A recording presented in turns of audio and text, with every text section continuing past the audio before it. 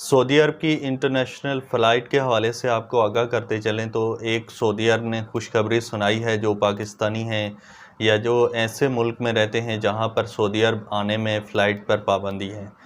تو حال ہی میں سعودی عرب کی طرف سے ایک اعلان کیا گیا ہے جس اعلان کے تحت آپ کو 14 دن کے لیے کسی بھی دوسرے ملک میں رہنا ہوگا اور PCR کا ٹیسٹ کروانا ہوگا سعودی عرب آنے سے 72 گھنٹے پہلے۔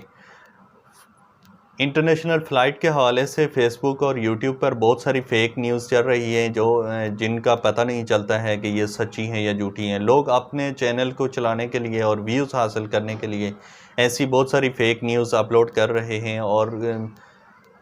اور لوگوں کو بیوقوف بنا رہے ہیں اور لوگوں کا ٹائم ضائع کر رہے ہیں۔ میں نے ہمیشہ سے اپنے چینل پر وہی نیوز اپلوڈ کی ہے جو تصدیق شدہ تھی اور جو ایسی ویب سائٹ میں نے لی تھی جس کا مجھے یقین تھا کہ یہ ہمیشہ سے اچھی اور سچی خبریں دکھاتے ہیں۔ آپ بھی خود بھی سرچ کر سکتے ہیں اردو پوائنٹ جو پاکستان کی کافی بڑی ویب سائٹ ہے جو خبریں دیتے ہیں، پوری دنیا کی خبریں دیتے ہیں انٹرنیشنل حوالے سے۔ تو اس پہ میں نے یہ خبر پڑھی ہے تو میں نے سوچا آپ لوگوں سے بھی شیئر کر لوں۔ تو یہ سچی خبر ہے۔ سعودی عرب نے ابھی اعلان کیا ہے کہ جو لوگ بھی پاکستان سے یا کسی بھی ایسی کنٹری سے آنا چاہ رہے ہیں جہاں پر فلائٹ پہ پابندی ہے تو وہ آ سکتے ہیں سعودی عرب۔ ان کو یہ کرنا ہوگا کہ 14 دن کے لیے کسی بھی دوسرے ملک میں رہنا ہوگا جہاں سے فلائٹ پہ پابندی نہیں ہے سعودی عرب کے لیے، اور PCR کا ٹیسٹ ایک کروانا ہوگا جو سعودی عرب آنے سے 72 گھنٹے آپ پہلے کروائیں گے، اس کے بعد آپ سعودی عرب آ سکیں گے۔ جب آپ سعودی عرب آ جائیں گے تو اس کے بعد آپ نے ایک بوسٹر ڈوز لگوانی ہوگی اور اس سے پہلے آپ نے PCR کا ٹیسٹ کروانا ہوگا کسی بھی دوسرے ملک سے جہاں پر آپ 14 دن کے لیے قیام پذیر ہوں گے۔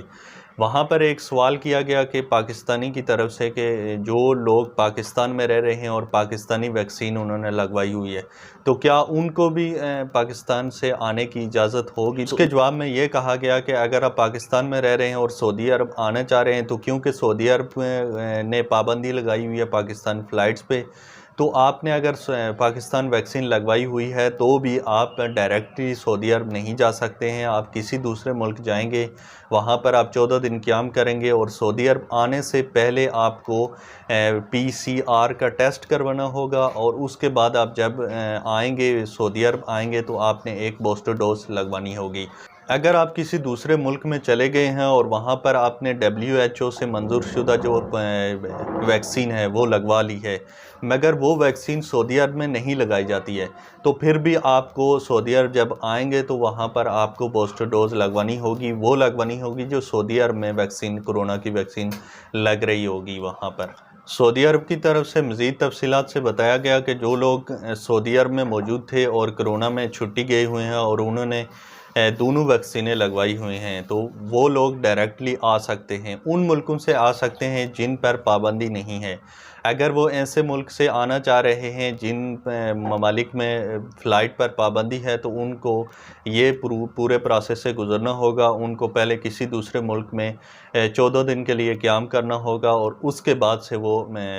سعودی عرب آ سکیں گے۔ سعودی عرب کی طرف سے مزید کہا گیا ہے کہ وہاں کی ایک ویب سائٹ ہے، قدوم ویب سائٹ ہے، وہاں پر آپ جا کے تو اپنا اندراج کروائیں گے اور وہاں پر آپ کو مزید معلومات اس بارے میں پتہ چل سکیں گی کہ آپ نے کیسے اپنی ویکسینیشن کا عمل پورا کرنا ہے اور کیسے آپ سعودی عرب کے لیے دوبارہ سے اپلائی کر سکتے۔ تاہم جنہوں نے چائنا ویکسین لگوائی ہوئی ہے یا پاکستانی ویکسین لگوائی ہوئی ہے تو وہ جب سعودی عرب میں آئیں گے تو ان کو چاہیے کہ ایک بوسٹر ڈوز جو سعودی عرب میں لگ رہی ہیں تو وہ ضروری لگوائیں۔ یہ کچھ تفصیلات تھیں جو فلائٹ کے حوالے سے تفصیلات تھیں۔ سعودی عرب اگر آپ جانا چاہ رہے ہیں، آپ چھٹی آئے ہوئے ہیں یا آپ پہلی دفعہ جانا چاہ رہے ہیں تو کیونکہ سعودی عرب میں ڈائریکٹلی فلائٹ پر پابندی ہے پاکستانی فلائٹ پر، تو آپ اس طرح سے کر کے تو 14 دن کے لیے کسی دوسرے ملک میں رہے ہیں جہاں پر پابندی نہیں ہے تو وہاں سے آپ پھر سعودی عرب جا سکیں گے۔